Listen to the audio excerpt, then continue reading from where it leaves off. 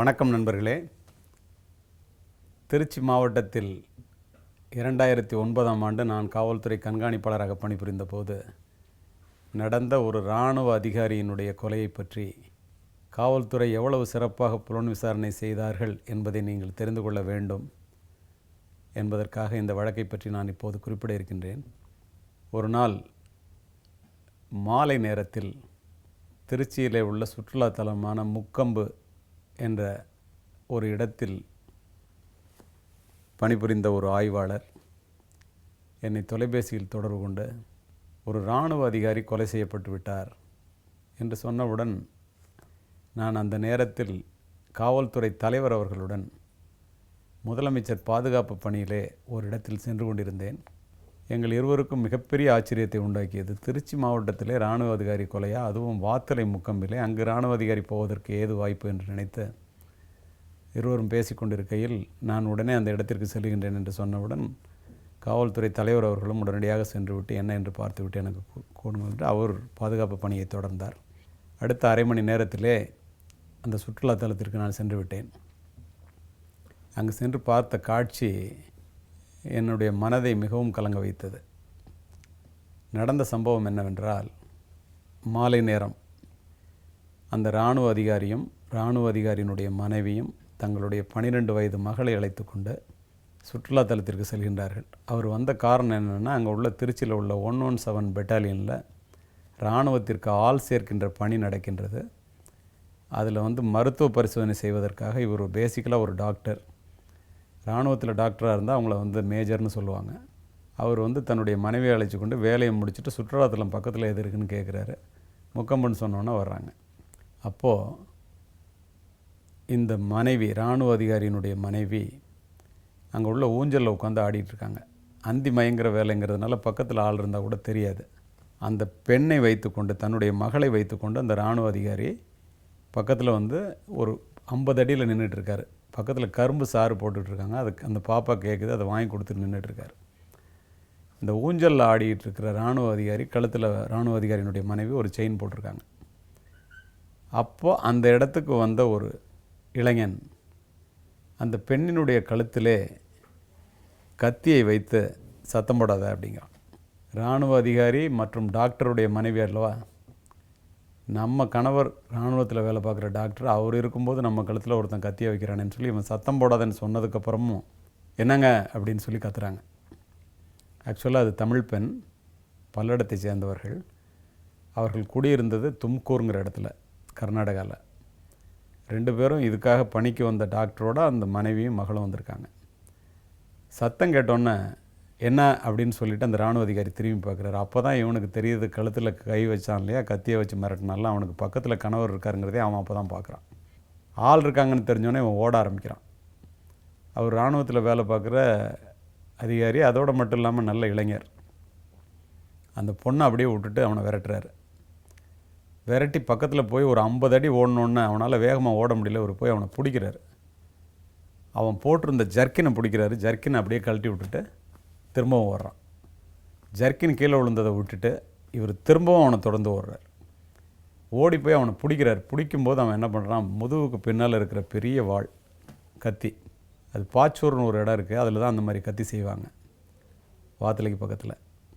அந்த கத்தியை எடுத்து வேகமாக வீசுகிறான், அவரை மிரட்டணுங்கிறதுக்காக அப்படின்னு அவன் சொல்கிறான். பின்னாடி பிடிப்பட்ட பிறகு இந்த கழுத்தில் அடிபடுது, அப்படியே கழுத்தில் அறுத்துருது. ட்ரக்கியான்னு சொல்லுவாங்க, மூச்சுக்குழல் கட்டாயி அப்படியே குப்புற விழுந்துடுறாரு இந்த டாக்டர். அவனுடைய நோக்கம் இவரை மிரட்ட வேண்டும் என்பது. அவன் கத்தி வச்சுருப்பான்னு இவருக்கு தெரியாது, இவர் இராணுவ அதிகாரின்னு அவனுக்கு தெரியாது. அவன் வந்தது செயினை திருடுறதுக்கு அப்படிங்கிறது அப்புறம் விசாரணையில் தெரிஞ்சு. இதுக்கிடையில் அவர் கீழே விழுந்துடுறாரு, இறந்துடுறாரு. என்னங்கன்னு கூட்டிகிட்டு கணவர் இறந்து போனது தெரியாமல் மனைவி தன்னுடைய குழந்தையை அழைத்து கொண்டு நடந்து தேடிட்டு போகிறாங்க. அந்த பாடி காலில் இடித்த பிறகு கீழே பார்க்குறாங்க, கணவர் ரத்த வெள்ளத்தில் கிடக்கிறாரு. பார்த்தா உயிர் இல்லை. அப்புறம் ஆம்புலன்ஸுக்கு ஃபோன் பண்ணி அந்த பாடியை அவங்கள ஏற்றி நேராக மருத்துவமனைக்கு கொண்டு போய் போஸ்ட்மார்ட்டத்துக்கு விட்டுட்டு, அந்த சூழ்நிலையில் கூட அந்த கொலைகாரனை நீங்கள் பார்த்தீங்களா, அவன் எப்படி இருப்பான்னு சொல்ல முடியுமான்னு அந்த பெண் மிக தைரியமாக தன்னுடைய நினைவிலிருந்து போர்ட்ரேட்னு சொல்லுவோம், அந்த குற்றவாளியினுடைய படத்தை அப்படியே சொன்னாங்க. அதை வரைஞ்சிட்டோம். அந்த ஜர்க்கின், இவங்க சொன்ன அந்த உருவம், வரையப்பட்ட உருவம், இது 2 தான் அங்கே இருந்த தடயம். இதை தவிர வேறு என்ன தடயமும் அங்கே இல்லை. அந்த ஜர்க்கினை சோதனையிட்டு பார்க்கும்போது அதில் 2 டிக்கெட் இருந்துச்சு, பஸ் டிக்கெட்டு. அடுத்த நாளே அந்த ஜர்க்கினில் பார்த்திங்கன்னா இந்த சைடு ஒரு மண்டை ஓடு, இங்கே ஒரு மண்டை ஓடு, பின்னால் ஒரு பெரிய மண்டை ஓடு போட்டு டேஞ்சர்னு போட்டுருந்துச்சு. வழக்கமாக அந்த மாதிரி ஜர்க்கின் எல்லோரும் போட மாட்டாங்க. ஒரு குற்ற நோக்கமுள்ளவன் தான் அந்த மாதிரிலாம் போடுவான்னு நான் நினைக்கிறேன். இந்த ஜர்க்கினை அப்படியே ஃபோட்டோ எடுத்து வரையப்பட்ட அவனுடைய படத்தையும் ஃபோட்டோ எடுத்து அடுத்த நாள் எல்லா பேப்பர்லேயும் பப்ளிஷ் பண்ணுறோம். இந்த குற்றவாளி இதை பார்க்குறான். பார்த்த உடனே யார் குற்றவாளின்னு எங்களுக்கு தெரியாது. தன்னுடைய அடையாளத்தை யாரும் தெரிந்து கொள்ளக்கூடாது என்பதற்காக சமயபுரம் கோயிலில் போய் மொட்டை அடிக்கிறான்.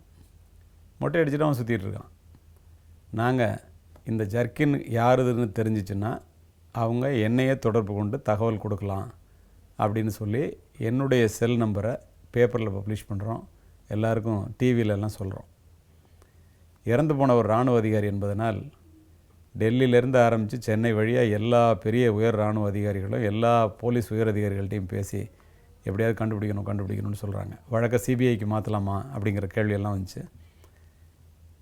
காவல்துறை ஆணையர் அவர்கள், காவல்துறை டிஜிபி அவர்கள் எங்கள் மீது வைத்த நம்பிக்கையினால் இல்லை வழக்கு சரியான புலன் விசாரணை அதிகாரிகிட்ட இருக்குது, சரியான புலன் விசாரணை இப்போ சென்று கொண்டிருக்கிறது, ஒருத்தரும் தொந்தரவு பண்ணாங்க, விட்டுருங்க அப்படின்ட்டு என்கிட்ட தொடர்பு கொண்டு எவ்வளோ நாளில் கண்டுபிடிப்பீங்க அப்படின்னு கேட்டாங்க. 1 வாரத்தில் கண்டுபிடிக்க முடியும்னு நினைக்கிறேன் சார் அப்படின்னு சொல்லிட்டேன். நான் சொன்ன மொழி எப்படி கண்டுபிடிக்கிறதுன்னு தெரியல. பட் விடாமுயற்சி பல இரவுகள் தூக்கமின்றி கழிந்தன. ஒவ்வொருத்தராக ஃபோன் பண்ணி சார் இந்த ஜர்க்கின் இவனுதுன்னு என்கிட்ட ஃபோன் பண்ணி சொல்கிறான். போய் அதை விசாரித்தா டு செட்டில் த ஸ்கோர்ம்பாங்க. தனக்கு பிடிக்காதவன்லாம் எவனோ அத்தனை பேரையும் சொல்லி அவன் ஜர்க்கின்னு சொல்லி ஃபோன் பண்ணி மாட்டி விட்றான். ஆனாலும் காவல்துறை கொஞ்சம் கூட செழிப்படையாமல் விசாரித்து கொண்டே இருந்தோம். 2 நாள் கழித்து ஒரு இரவு நேரத்தில் ஒரு 9:30 மணி சுமாருக்கு எனக்கு ஒரு தொலைபேசி அழைப்பு வருகிறது. யார் பேசுகிற அப்படின்னு நான் கேட்குறேன். இப்படி கேட்பீங்கன்னு தான் சார் நான் 2 நாளாக பேசலை அப்படிங்கன்னா, சரி நீ யாருன்னு சொல்ல வேண்டாம், என்ன தகவல் சொல்லு அப்படின்னு சொல்கிறேன். எனக்கு தெரியும் நிறைய பேர் இது சம்மந்தமாகவே பேசிகிட்டு இருந்ததுனால இதை பற்றி தகவல் சொல்கிறதுக்கு தான் பேசுகிறேன், இது கூட ஒரு ஃபேக் காலாக இருக்கும்னு நினச்சிக்கிட்டு தான் நான் பேசினேன். அப்போ அடுத்த பக்கம் இருந்து பேசியவன் வந்து, சார் நீங்கள் ரொம்ப கஷ்டப்பட்டு இந்த கேஸை கண்டுபிடிக்கிறதுக்காக முயற்சி பண்ணிட்டுருக்கீங்க, இது சமயபுரத்துக்கு பக்கத்தில் இருக்கிற மான்பிடி மங்கலம்ங்கிற ஊரில் இருக்கிற முருகானந்தத்துடைய ஜர்க்கின் சார், இதை நீங்கள் முழுசாக நம்பலாம், வேறு யாரையும் தேடி அலையாதீங்க, அவனை போய் பிடிச்சிங்கன்னா அந்த கொலைக்கேஸ் உங்களுக்கு வந்து கண்டுபிடிச்சிடலாம் அப்படின்னு சொன்னோன்னே, நீ யார் பேசுகிற அப்படின்னு திரும்ப கேட்டேன். நான் சொல்ல மாட்டேன் சார், ஆனால் எங்கேருந்து பேசுகிறேன்னு கேட்டோன்னு சொன்னால், நான் இப்போ சொல்லுவேன், ஆனால் திரும்ப நீங்கள் அதுக்கு ஒரு கேள்வி கேட்பீங்க, இருந்தாலும் நான் சொல்கிறேன், நான் திருச்சி சென்ட்ரல் ஜெயிலேருந்து பேசுகிறேன்னா.